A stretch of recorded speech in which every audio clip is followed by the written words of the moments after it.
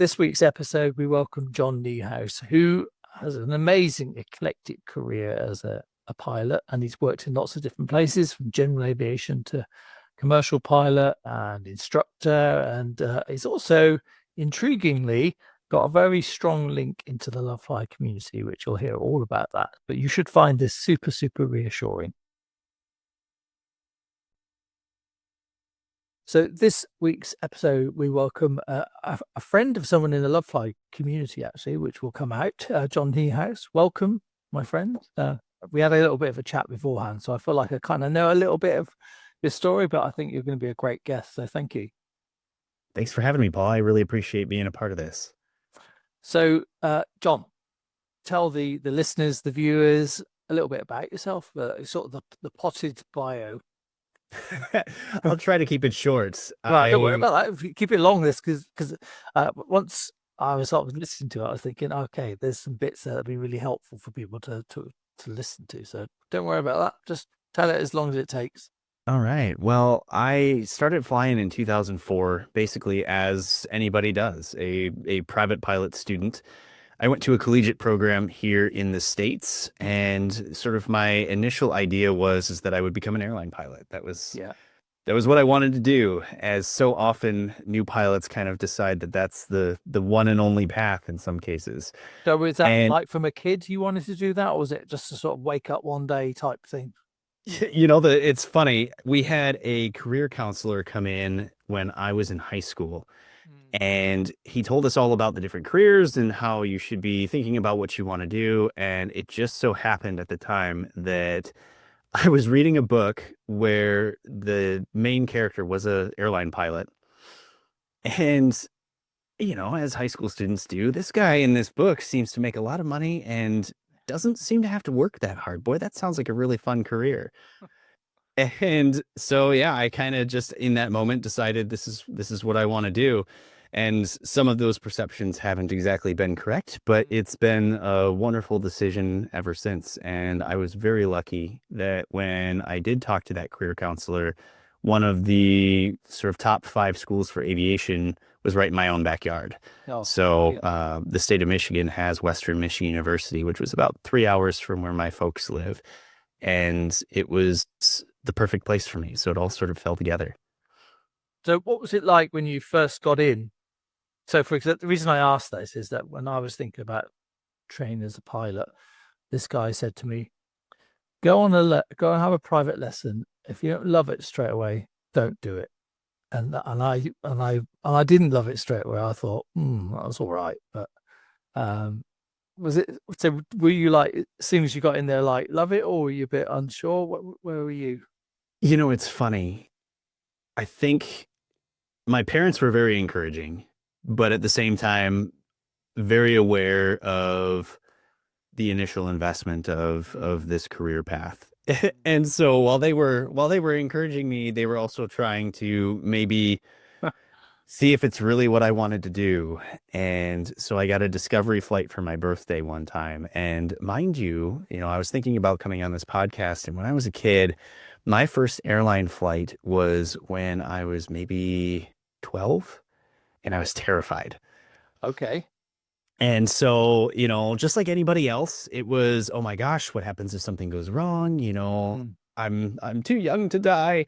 And, all of those things. 12, Yes, all those things that so often people think of. And after that flight, I never really thought much about it again. We didn't do a lot of airline travel as a family. And so I went on this discovery flight my senior year of high school. And kind of like you, I mean, it's not that I didn't love it, but I also didn't hate it. It was kind of just like, wow, that was fun. And then that was it. And I think by that point, I'm just too stubborn to change my mind on anything. And so it just was like, well, I've decided this is what I'm going to do. And I guess I'll just keep going. And your parents sold a kidney each, and right. If I don't want to do this, then I have to come up with something else. And what would that be? So I went to school, and for us at the time, you actually couldn't fly your first year of school. So it was all kind of laying the foundation to aviation as a whole and getting some of the learn to be a college student type of things out of the way. Okay. Yeah. And in a lot of cases, I think that was a great move because it really does reinforce do you actually want to do this before you spend a ton of money trying to achieve this goal? And so it was private pilot ground school and aviation systems and that sort of thing. And then I started actually flying my sophomore year. And it's interesting because I didn't come from an aviation background or anything. And I had made friends in college that did. Some of them had airline pilots for their, parents or chief pilots for corporate flight departments. And Okay. they'd been immersed in it since they were little. And here I was, talking to these people and they spoke the lingo. They knew what they were talking about. They had experienced all of these things. And I was like, boy, do I even belong here? Because if everybody knows all these things already, I'm already behind. And so it was a little bit of dealing with kind of that and Yes. watching some of these kids who didn't struggle, and not to say that they didn't have their own struggles, but they would go and they'd say, "Oh yeah, I got my landings done, and boy, that was easy." And you're like, "I got 3 landings in, but it was only supposed to be 1." And sort of that constant comparison between sort of your own journey versus other people's journeys, it really kind of followed me through the course of my collegiate career. And some of it was a little bit of a struggle, and some of it, in my opinion, as I moved into kind of the training world, I think it made me a better instructor. I think it made me realize that when students do struggle, that it's normal, and it gave me the tools to kind of help them better get them through the things that they were struggling with. So I think it was kind of a blessing in disguise for me. Interesting. Very good disguise, obviously. Yeah. So here's a question then. Do you think that anyone could be a pilot? See, that's an interesting question. Thank you. And I think the answer to that is both yes and no. And I'll explain. Yeah. AOPA, the Aircraft Owners and Pilots Association, they ran a campaign for the longest time that was basically anybody can fly, you can fly. It's a very encouraging message, and I 100% stand behind that. I think that if somebody feels like it's in their bones and it's something that they really want to do, I think absolutely, if you put enough effort into it, you can do it. At the same time, I also found through my flight instruction career that I had students who thought that's what they wanted and didn't. Yeah. Whether it was encouragement from, a mentor, a family member, those sorts of things. Could they fly? Yes. Did they want to? Not really. And they didn't know it. Yeah. And that's an interesting conundrum because they get to a point where they start to struggle a little bit, and it's very difficult to figure out why. And the answer to that question is you can do it, but you also have to want to do it. And the moment that you stop wanting to do it, it becomes extremely difficult. I guess you could say that the same about a lot of things, isn't it? If True. you want to, because it requires quite a lot of effort to get to that, to get to where you are now. And if you don't want to do that, or you're a reluctant learner, that's going to be a hard slog. So especially if you don't even know. Yeah. He had, I'm thinking of one student in particular, he had this goal, and truthfully, I think it was his dad really wanted him to do it. Yeah. And he wanted to make his dad proud.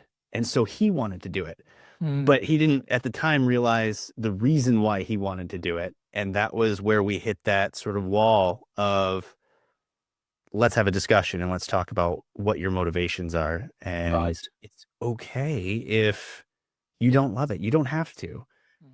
So, I know that's a complicated answer to your question. I think it's well, I think it's a good answer, because I was also thinking about, like when you can get in the car with some people and you think, how did you pass? And others, you you can see that they're competent enough. And occasionally you'll go with somebody who's like super efficient, switched on, thinking ahead all the time. And I always wonder why wouldn't it be the same with people who want to be a pilot? You could probably just have you sort of like a competent pilot who can do the job, and then you might get your exceptional ones who go off and instruct or whatever. Yeah, I mean, certainly there's varying degrees of talent and varying degrees of those that take things seriously. I mean, I think that pilots as a whole are generally people who do take it seriously, that understand the risks and the responsibilities when it comes to kind of sitting in the pilot seat, whether you're alone or whether you're with passengers. It's a huge responsibility. It comes with a lot of fun. And I've never looked back since I started, but it definitely, there are some where you go, you passed your test, but maybe my family's not going to ride with you today. So it does happen. With any population group, there's always a few. Yeah. But I think they're a lot fewer and far between. Yeah.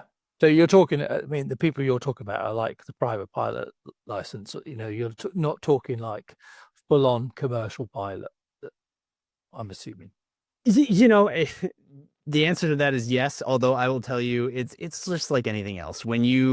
I think that there's a lot of people out there that are wonderful at their jobs, but then when you are immersed in it, you go, oh, well, they're not doing it the way I would do it. Maybe, so it's us being more nitpicky against each other, even though, they're totally safe. It's just,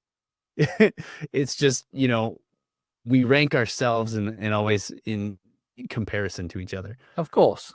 Well, so it might be quite helpful and interesting. Then perhaps give us a few of the sort of the milestones. So you've given us the sort of the beginning of it, and then I've thrown a few questions in to throw us off. But that was apologies for that. Just take us sort of sequentially through like the bits that you've done along the way to get to where you are now, and then obviously eventually we shall do the big reveal of how you know us as well. Oh, it's gone mute. So if it's your end or mine. Check. Oh, yeah, I can hear you. Yeah, that's good. Okay. Sorry. I don't know what happened there. Weird. Yeah. So I did the collegiate thing and I graduated in 2008, 2009. So not a great time economically for anyone, but the airlines were struggling significantly. And so there were pilots coming back from the... So what did you have at that point, John? What you said you graduated? What sort of level? I had my commercial multi and my commercial single. Okay. Along with my instrument rating. And then I also was in the process of getting my CFI. So my certificated flight instructor rating.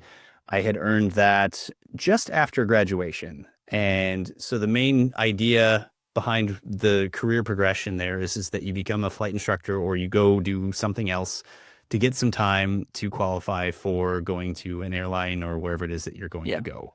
So at that point, how many hours did you have? I probably had maybe 280 to 300 hours or so. That's a fair chunk of time, isn't it? But not enough to get into like a big commercial airline at that point, I assume. No. And I mean, back then the minimums for airlines were a lot lower. So the airlines were taking anybody, somewhere from between like 400 hours to 700 hours, depending on where you were trying to go and how well you did. The trouble is that it was a combination of a pretty significant airline crash here in the States, called the Colgan crash, where a couple pilots had some icing on the tail and it caused some investigation into training and pilot experience and things like that.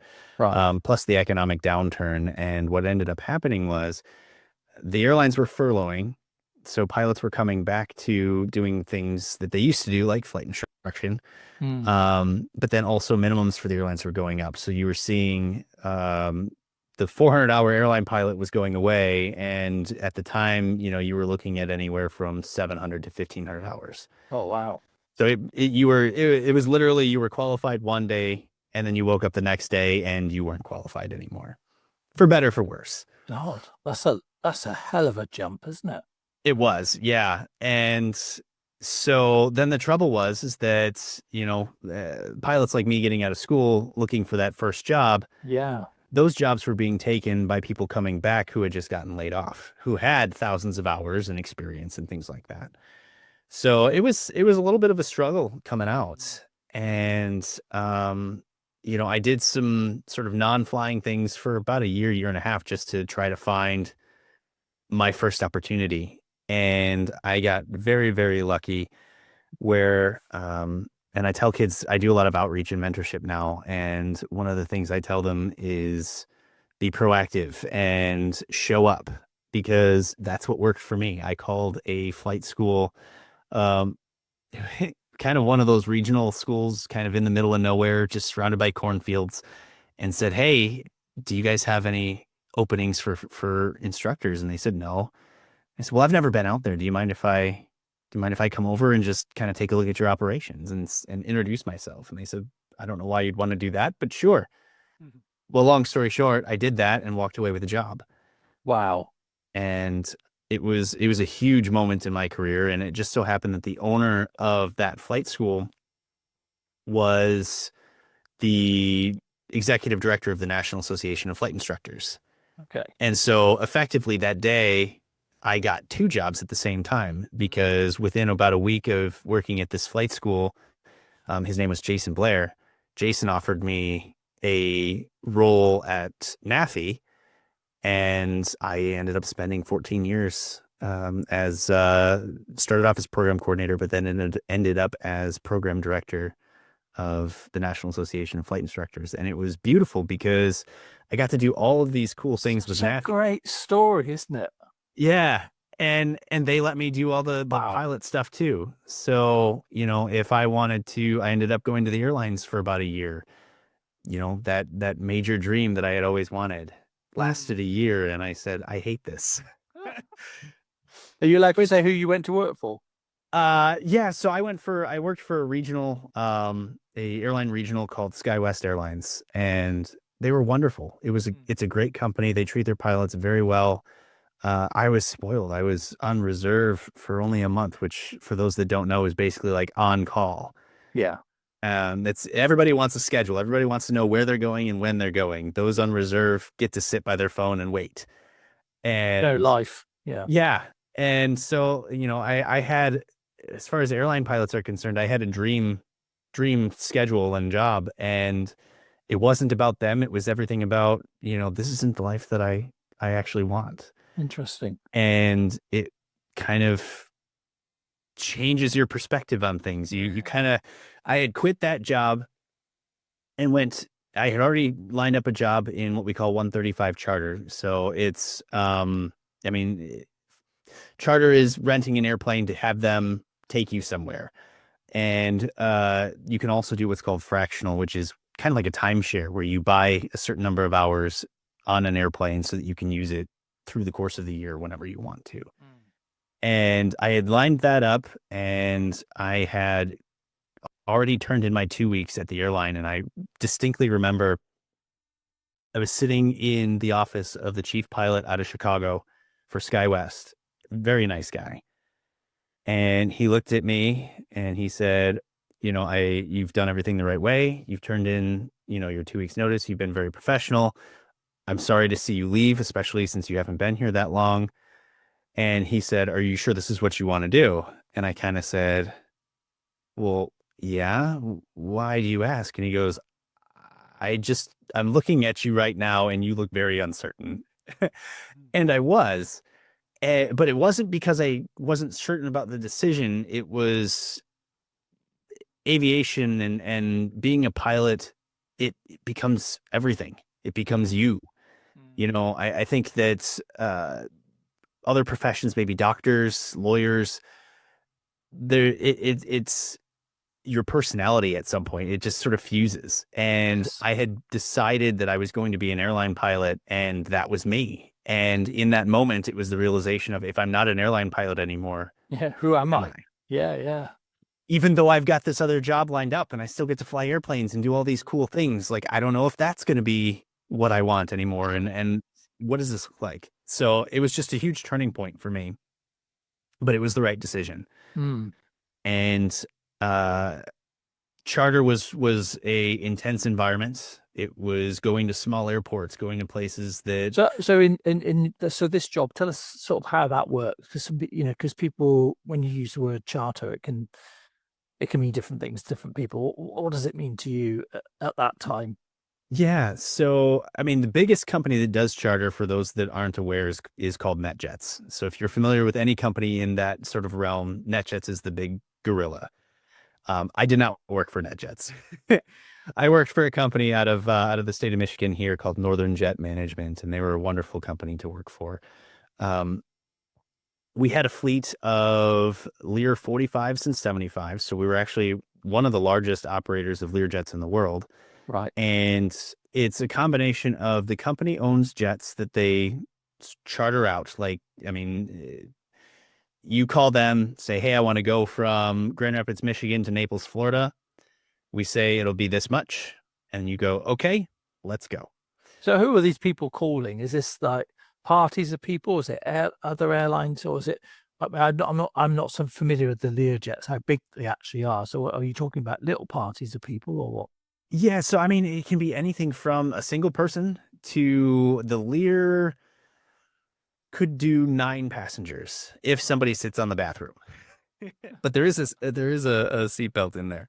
So yeah, you can have as many or as few as you want. It costs the same whether you fill every seat or you fill one seat, and it's charged essentially by the hour. So operating cost by the hour. So if you you know, Michigan to Florida, generally about 3 hours. Hmm.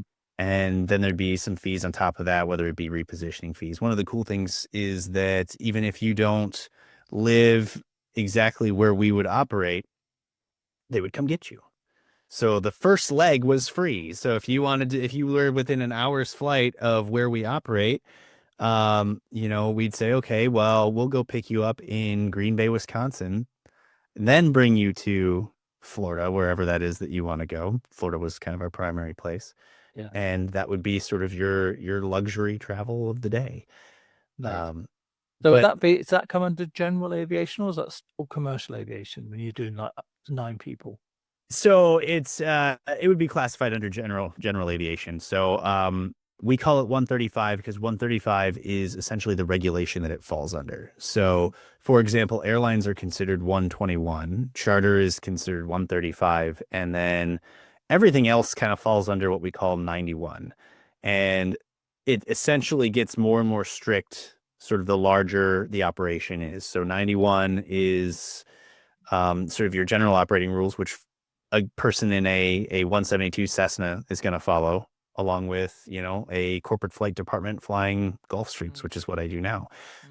135, as you start getting into kind of more scheduled air travel, it has more restrictions because the company's main purpose is to make money with it. And so, as we know, capitalism being what it is, anytime you're making money, the FAA's job is to make sure you're not cutting corners and make sure that you're operating within safe parameters and that your pilots are allowed for a certain amount of rest and recovery in between flights and things like that. And of course, then you get into the airlines, and the 121 restrictions are going to be the tightest out of all of them because of just the nature of the business that they do. Mm.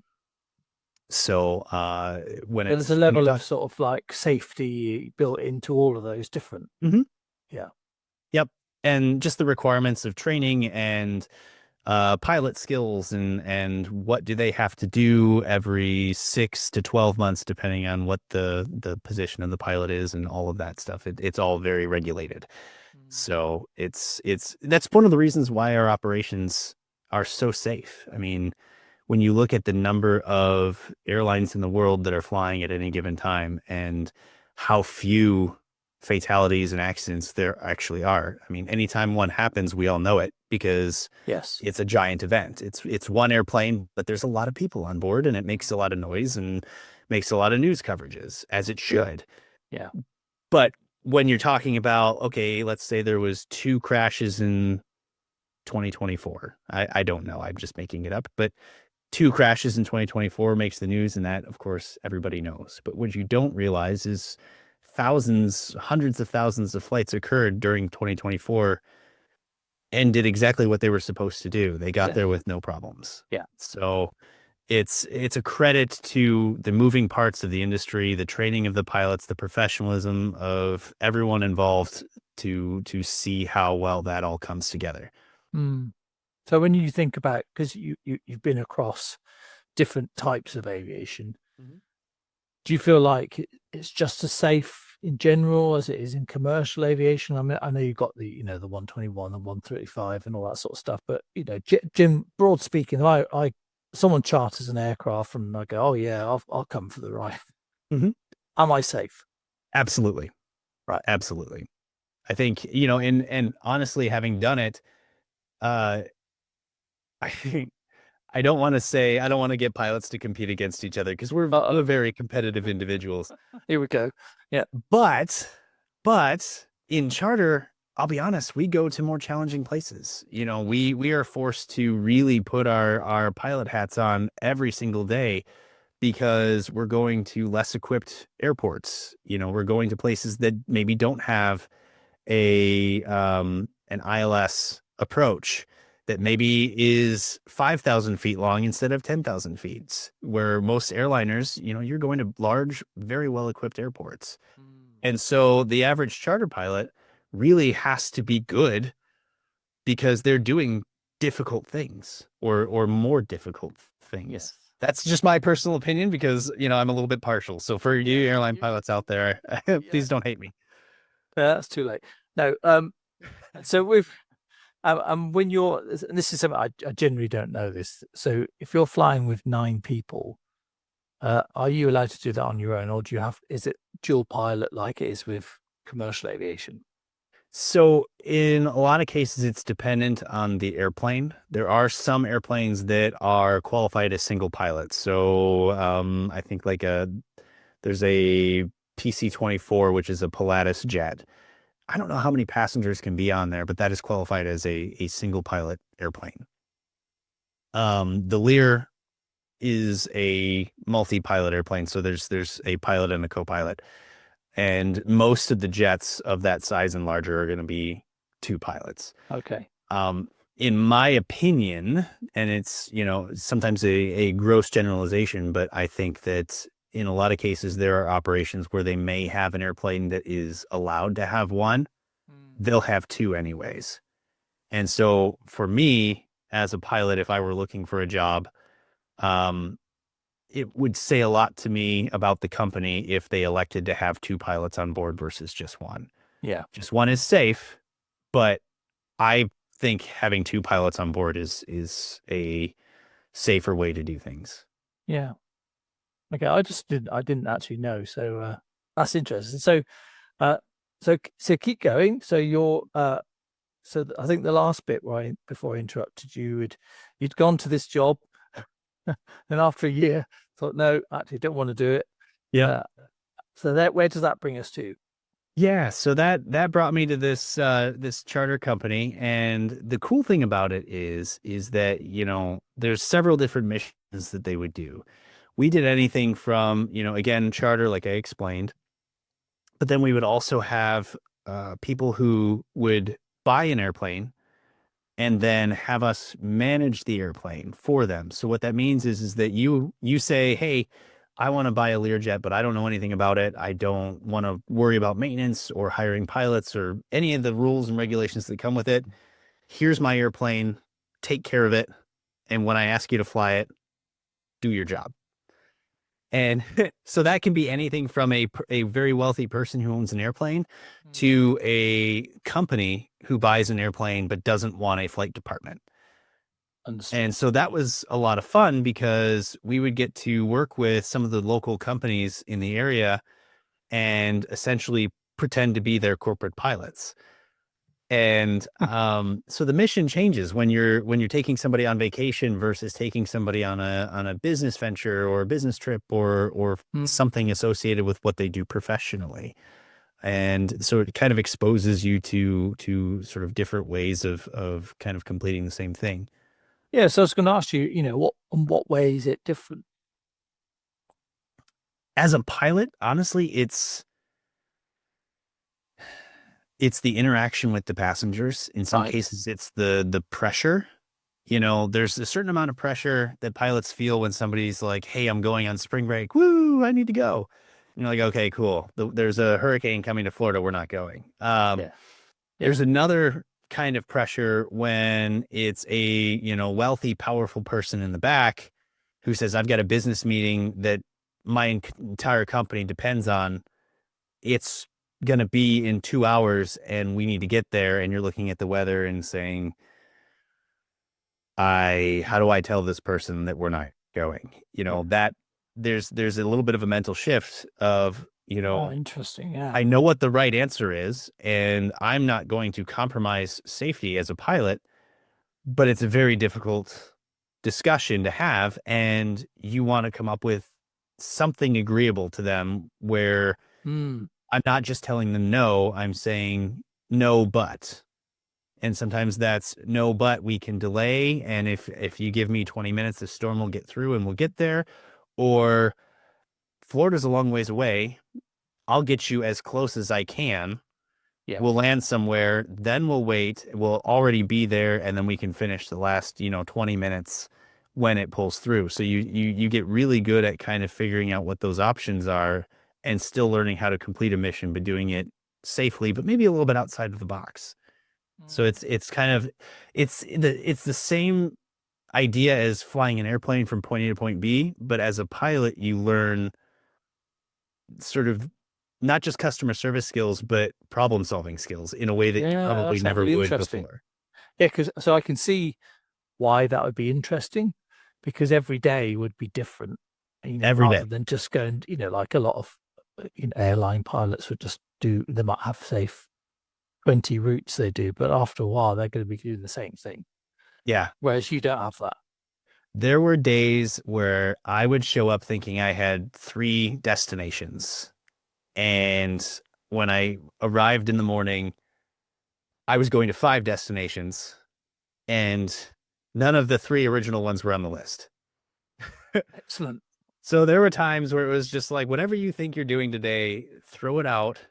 So Here's how is where you're that going. safe then? Because you've because obviously got to think about the weather, flight planning. You've got if you've got a business person in the back who's Mhm. potentially pressuring you, stroke bullying. Um, yeah, I mean, there seems to be a lot of stuff there that you feel like a lot of variables compared to like the typical flying experience that most of us will have.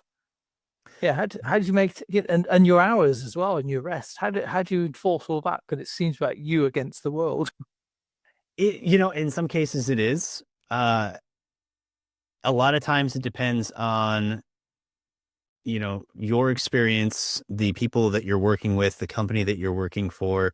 Mm. I was blessed in the sense that the company I worked for, really looked after us in terms of, here are the things we can do, here are the things we can't. You may not always like it. Because when you go in saying I'm just going to go to Florida, I'm going to have one leg and have the rest of the day to myself, and all of a sudden you have an entire day's worth of flying. Yeah. You may not like it, but it's totally legal and agreeable and safe. Um, but they provided the foundation for us to make sure that if we needed extra time, if we needed to delay or change things around for mission safety, passenger safety, that, that was never a question.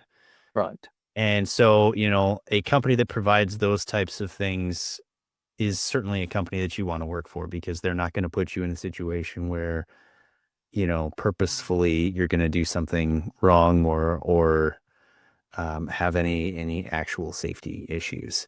As a pilot, it's a matter of being dynamic and understanding enough that plans do change. Yeah. which, some of us are pretty rigid. That can get that it's a learned skill. Yeah.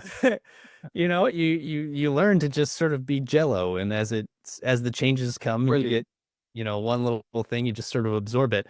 But you also are flying with captains who are willing to kind of bring your understanding up to the level that it needs to be. We're going into Aspen today. Do you know what that means? Oh, it means that there's going to be potentially a tailwind on landing. There's one way in, one way out. There's mountains. It's a very steep approach. Is this a dangerous situation? Yes. Are we going to do it safely? 100%. And whatever that means, whether that's briefing the airport in advance, briefing it again on the way there, talking about the winds, and then, in the general aviation community, personal minimums is a huge thing that comes up. I'm sure you guys talk about that all the time. It's determining before you ever take off, what are my limitations? What are the things I'm not going to do? If I get to my destination and it is above 15 knots of crosswind, I'm not even going to do it because the pilot mind wants to. And that's where you make a mistake. There's a difference between pushing your limits to get experience and pushing your limits to a dangerous position. Yeah. We do that in charter as well. If we're going to a place like Aspen and we say, if I can't see the runway by the final approach fix for the approach, we're not even going to do it. And you want to set those requirements because in that moment, when you've got a passenger in the back who's going, what do you mean we're not going in? We already decided. Yeah. I can't change my mind on this. We signed a contract on the ground that says this is the go, no go point, and we're not doing it. So it's rolling with the changes, but also not compromising your personal minimums in the process. Yeah. Interesting. And I like, so how might personal minimums apply to, say, your regular airline pilot who's, not doing the stuff that you're doing, which sounds much more Indiana Jones, if I'm allowed to say that. Yeah. Sounds like yours sounds more like an adventure. You turn up, you go, think I'm going here, but actually I'm going there. That sounds a lot more fun, to be honest. It was a lot of fun. I have to admit, it was. I mean, the adventure is addicting, and that's why I stayed there as long as I did.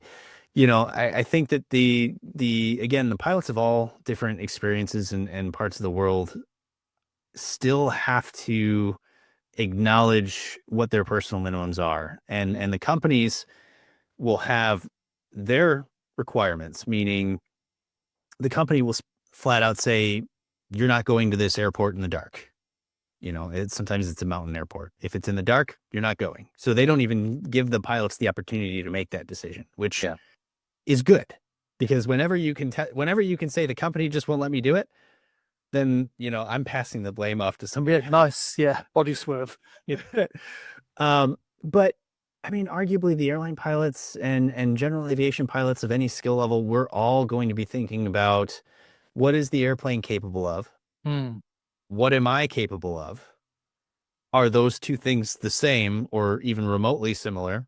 Yeah. And if not, how do I blend those together? So just because the airplane can do 30 knots of crosswind doesn't mean I'm going to do it. Yeah. If I'm on this airplane and I've only been on it for a year and I haven't had that many opportunities to land in a high crosswind, shoot, I might do half, 15 knots of crosswind, because there is a huge safety difference between pushing something to its operational limits and pushing yourself to what those operational limits are. Yeah. Yeah. And I think that pilots from the very beginning, assuming you have a good flight instructor, which I respect flight instructors quite highly. So, I'd like to say the answer to that is yes. It's a huge thing that we teach. It's knowing what you're capable of to keep yourself out of danger. And if you find yourself in a situation where you're pushing those limits, to listen to those hairs on the back of your neck and say, I shouldn't be doing this. And that's how we stay safe. Yeah. Well, and that sounds like completely sensible because you're on the aircraft as well. It's not Mhm. like you can remove yourself. So if you're keeping yourself safe and following, your training, your instincts, and all the rest of it, then vis-a-vis everybody else is going to be safe as well. That makes But perfect it's funny. sense. Absolutely. It's people. I used to make the joke and I say it somewhat tongue in cheek, but they'd say, "Oh yeah, thank you for getting me here safely." Well, I got me here safely, and you just happened to be in the back. Dragged too long. Yeah. Yeah. So, but as flyers and passengers who are maybe a little bit nervous. I mean, I do encourage people, all jokes aside, to remember that the pilots want to get there as safe as you do. Yeah. And so it's in our best interest to make judgment calls within the realm of safety, Mm. because our personal safety is on the line too. Yeah. That's a great point. And a lot of our pilots say that. Well, when we run our courses, they'll sometimes even say who's the most important person on the aircraft, which is a bit of a risky crowd pleaser or not one, but they often Right. get away with it and say, well, it's me because I'll get myself there, so you'll be all right. Which is it's a risky move on a comedic front, but they But do get right, away with it. right. Yeah. Yeah, it's definitely a little tongue in cheek. And I also what keeps me from getting too frustrated when I fly as a passenger myself, so often you feel like things get delayed because of maintenance Mm. or oh hey, our pilot's timed out or any of those kinds of things. Is it frustrating as a passenger? Absolutely. Yeah. But I also, encourage people to look at it from the standpoint of if this airplane's broke, do I want to get on board?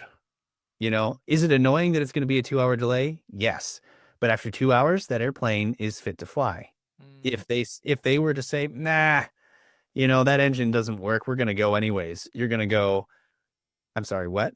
Yeah. Or this pilot, they flew late last night and they're required to get a certain amount of rest. You have an early morning flight, your pilots aren't there. It's very easy to go, oh, those pilots just overslept. No, they got in 2 hours later than they were supposed to, and those 2 hours then translate into 2 hours more rest in the morning. Mm. And so that's why the airline's now trying to scramble to get either new pilots on board, those reserve pilots we talked about at the beginning, Yeah. or it has to be delayed until the pilots can legally show up on the field. If they didn't do that, do you want a pilot who's half asleep flying your airplane? No. No. Of course not. No. So it's extremely frustrating as a passenger, but at the same time, if you kind of take yourself out of that frustration and go, well, let's look at what's really going on here. The Yeah. airline is keeping me safe. Yeah. It's hugely important. Yeah. Well, that's your job, isn't it? Keep Right. us safe. Thanks very much. Appreciate it. Yeah. So, so to bring us up to date then. So, and also you can reveal your link into Yeah. uh, So through all of this, I continued with the National Association of Flight Instructors and I hosted my own podcast over there and did all kinds of cool stuff training wise. And I eventually, about 3.5 years ago, got my dream job. 20 years ago or whatever, would it have been? Did I even know it was my dream job? Maybe not, but it absolutely is. So I work for a Fortune 500 company for their corporate flight department, mm, and I get to fly Gulfstreams all over the world, and it's been the coolest thing I've ever done, and I love every minute of it. And because what's that? because It just it's everything wrapped up into one. It's a new adventure. In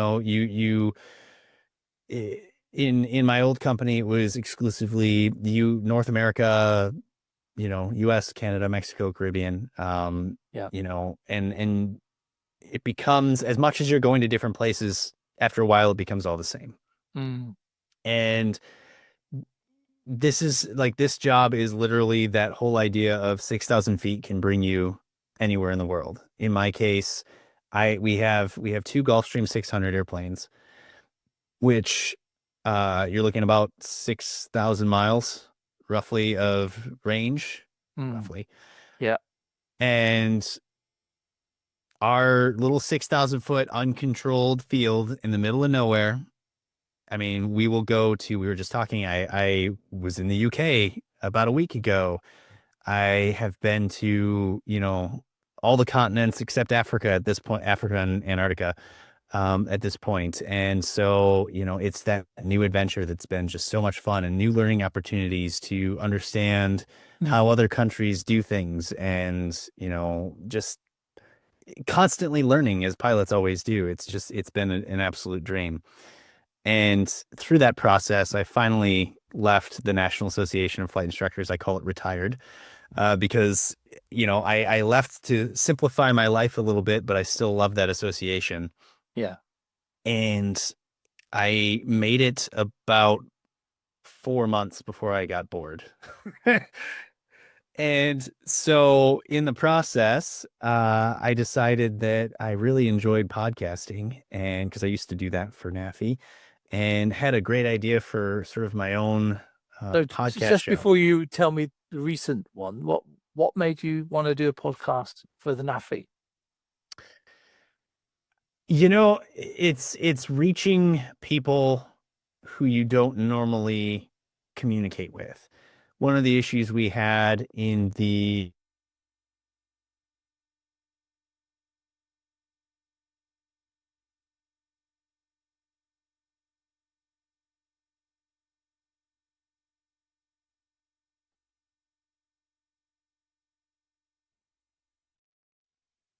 Oh, you're back. Yeah, don't know what happened. I heard. You got me. Yeah. Okay. One of the issues, I didn't hear anything after that. So one of the issues that we encountered in the instructional world is that those that you so much want to communicate with aren't always the ones that are listening. We wanted to get to the people who needed that extra instructional support, Okay. but we were kind of preaching to the choir. We had all of these amazing instructors as members, but they were the ones that were actively seeking all of this stuff already. We wanted to communicate with those that didn't know what they needed to know. Okay. And so podcasts were a great way to kind of get ourselves out there and get into a world of, people who were going to be pilots, because instructional information can benefit even your standard general pilot, or people who were going to be flight instructors or already were but didn't know who we were. Okay. So it was a great communication opportunity to provide free education to instructors to make them better and engage them in ways that maybe they wouldn't have done on their own. And it was a lot of fun. I hosted about 100 episodes of the NAFI More Right Rudder podcast, and it became one of my favorite parts of that job. Oh, cool. And so having to give up that ship and give it to the next person, it kind of made me go, boy, I really Yeah.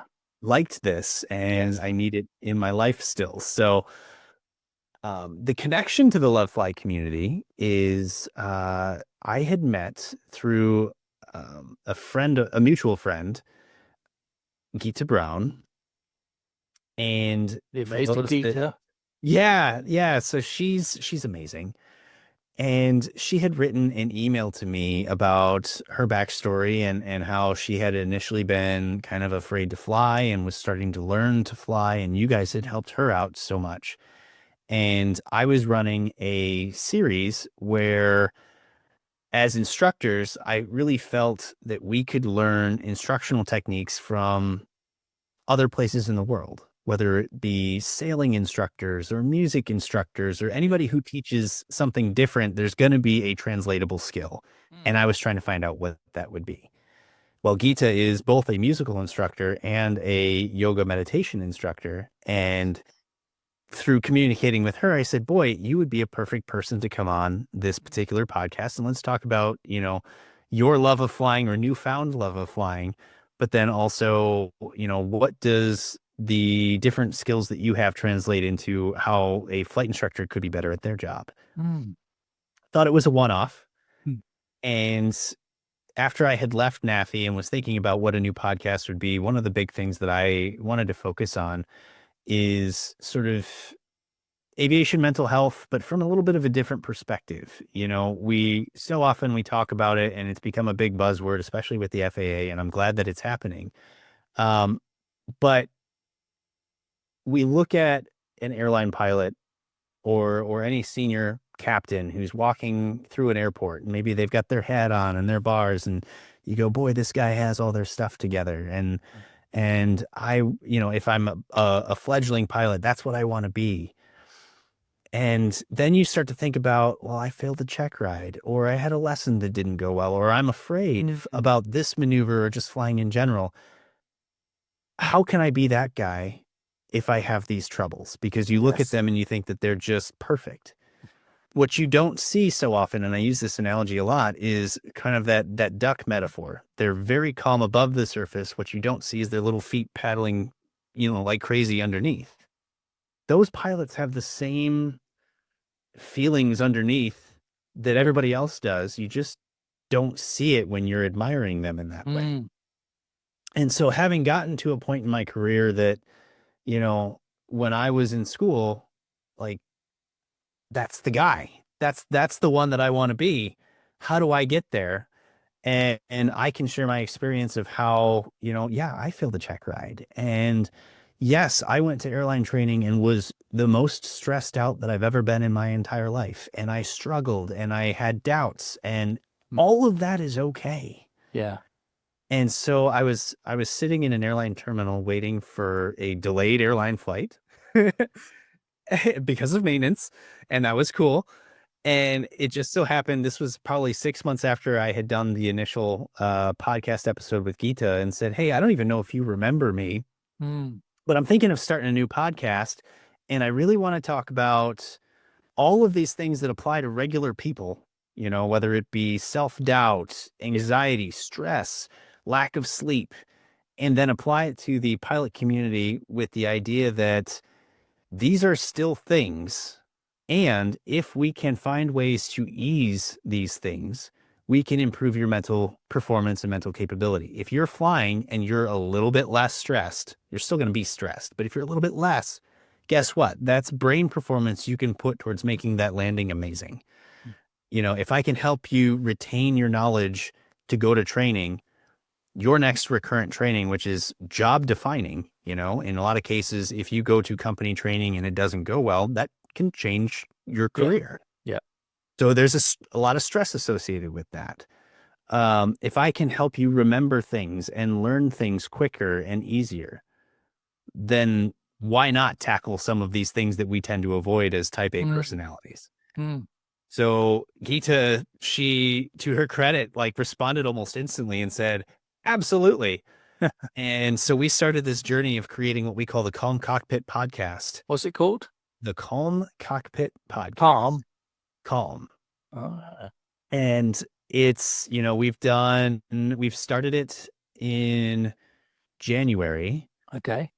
And I mean, we've tackled anything from stress and anxiety to how to get good sleep, imposter complex. We just had an episode that dropped about burnout. And then we've also had some really amazing guests, clinical psychologists, and sort of famous aviators in the field that I came across through NAFI that are, again, the people that as a young aviator, I always wanted to be and look up to and get sort of those personal perspectives of this is how to be successful. Yeah.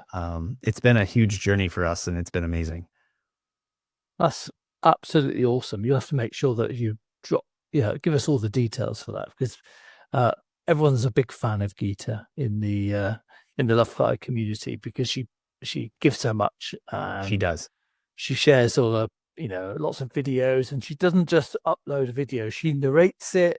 She shows her little flight path. She does a fantastic job. So, and I'm sure people would love to hear more of her stuff. So absolutely. So is it on Spotify and Amazon, Google, all those sort of normal places? It is anywhere you could possibly find a podcast. We made sure it would get in front of you. We also have it's the calmcockpit.com, or calmcockpit.com is our website. You can find all the information there. And yeah, I mean, Gita's amazing, and she likes to do sort of breakout episodes. And so we did an episode on sort of vision training and how to do exercises with your eyes to help your eyes perform a little bit better, maybe be a little bit less fatigued. And that episode came with 5 bonus episodes of the individual exercises personally narrated by her, guiding you through how to do this practice. And Amazing. it's just the beginning. And her knowledge and expertise in all of those areas, I think is going to be widely beneficial to Mm. the aviation community. So what? I mean, this is great, by the way. So, what's the goal with the podcast ultimately? You know, where do you hope to get it to? Again, it's the carrot is making pilots better, and better is a umbrella term for anything from, again, less stressed to more personally fulfilled, and understanding that, you need to celebrate the wins. I mean, for example, I had a pilot he came to me, he's a designated pilot examiner, and now he's an airline pilot. And he was talking to me about how one of the things he would see from a burnout perspective in pilots, especially in a collegiate environment like I was in, you pass your private pilot check ride one day, and the school starts you in instrument training the next day.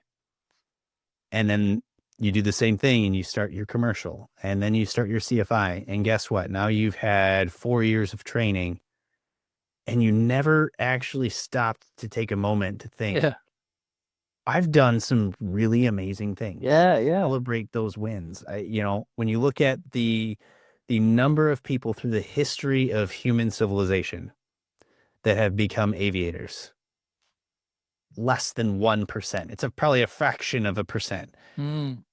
That's huge. Yeah. And so to sit there and, I hear it all the time. People say, I'm just a private pilot.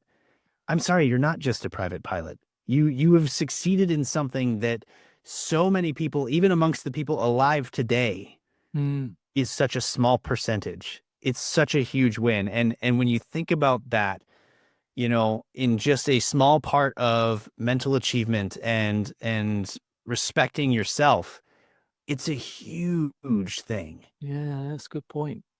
And so, little bits Mm. like that, where if we as a podcast can show pilots the importance of these little things, I think it can really affect just the overall sentiment of aviators as a whole. I love that. I think it's a great combo. You and Geeta working together. And I'm not sure I knew she was doing that. You know, because she's always doing so much stuff. But it doesn't surprise me. I mean, she may have mentioned it, but I'm not sure I knew. I don't know if I knew for definite. I knew about you, but I didn't know. So maybe she told me, and I'll have to apologize lots. So I've flipping told you. Um. So what next for you? I mean, you sound like you're in your dream job. You didn't know it was going to be your dream, but it is. Yeah. Is this it now? Are you in your happy place, podcasting, flying, doing what you do? Is this it? Well, again, back to sort of my mentorship hat when I go and speak to, collegiate and high school kids, Mm. leave the door open. Am I extremely happy where I am doing what I'm doing? Absolutely. But you never know. 5 years ago, would I have guessed that this is where I would be? No, probably not. No. So, who knows? Maybe someday it's flying a, commercial space plane or something. Who knows? There's always another It's opportunity out possible. there. You just Yeah. never know. Yeah. Okay. So, So so as you're a very experienced pilot, and you've done all sorts of stuff. I wouldn't, if you wouldn't mind, I'd just like to push you before we sort of like close out. Just to sort of yeah. like for people who are nervous now listening, they may not have thought about general aviation very much, or even noticed the differences, because they just because it's just not, if you don't know, you don't know, do you? Mhm. What would you say to reassure people about flying generally, and you can focus on anything because you've got so much different experience. Anything you want to zoom in on is absolutely fine. But what would you say to the nervous flyer listening who's going, I don't know? I think that a huge point and I don't think this just encompasses pilots. I think I would include anybody who sort of touches the aviation profession, including maintenance professionals and, even people in management at certain companies and things like that. I don't think I've ever met a community of people who care about what they do so much. Mm. Your pilots, your maintenance people, your flight attendants, they all have such a high commitment to your safety and making sure that what they're doing is in the best interests for the passengers. That, yeah, sometimes it can be tough to see it because you're in the thick of delays or any other negative things. But their goal is to do their very best, and their goal is to make sure that you as a passenger are safe. And I would include, even somebody who has their own airplane and they're asking you, hey, I have a 172 and I was going to go get my $100 hamburger somewhere. Do you want to come with me? I'm very confident in saying that that person cares very deeply about your safety and cares very deeply about what they're doing, even if it's just for fun. It doesn't have to be a profession for them to take it very seriously and want to do a good job. And so, for those that might be a little bit afraid, it's important to know that these people have experienced a lot of training. They have been tested regularly for said training. And there are also guardrails in place to make sure that once they've achieved, say, their private pilot or anything else, that you still have to do a flight review or you still have to do a check or just occasionally fly with a instructor to make sure that what you're doing is safe and that you are getting any kind of additional tips and tricks to make yourself better. And the average pilot, the average maintenance person, they don't sit idly by waiting for somebody to give them a tip to be better. They actively go and find them. Brilliant. Brilliant.